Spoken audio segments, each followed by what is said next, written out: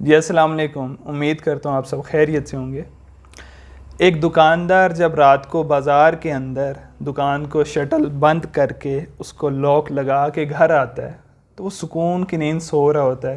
کیونکہ اس نے وہ لاک تالے لگائے ہیں اور اس کو بھروسہ ہوتا ہے یہ جو لوہے کی دو ٹکریاں اس نے لگائی ہیں، اس دو لوہے کی ٹکریاں جنہوں نے اس شٹر کو بند کیا ہوا ہے، اسے بھروسہ ہوتا ہے وہ اس کو دھوکہ نہیں دیں گی اور وہ سکون سے سو جاتا ہے۔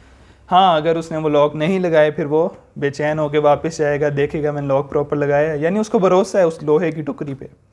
ہم جب واش روم کے اندر یا باتھ روم کے اندر نہانے کے لیے جاتے ہیں، غسل کرنے جاتے ہیں،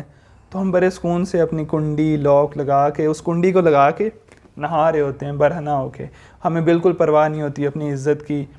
کہ میری بےعزتی ہو جائے گی اگر کوئی دیکھ لے، کیونکہ ہمیں بھروسہ ہوتا ہے وہ کنڈی ہمیں دھوکہ نہیں دے گی، ہم بالکل ٹرسٹ کرتے ہیں اس کے اوپر۔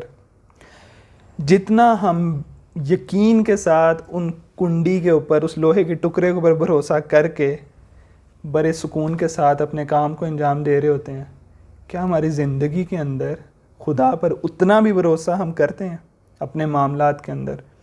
تھوڑی سی مشکل آتی ہے تو ہم گھبرا جاتے ہیں، ہم اس پہ یقین ہی نہیں کرتے کہ یہ ہمیں دھوکہ نہیں دے گا، ہم یقین ہی نہیں کرتے کہ وہ ہمارے معاملات کو سولو کر دے گا، ہماری عزت بچا لے گا، ہمارے جو دکان کے اندر یا ہمارے جو معاملات ہیں ان کو چوری نہیں ہونے دے گا، ہم بھروسہ ہی نہیں کرتے۔ تو میرے دوستو عزیزو،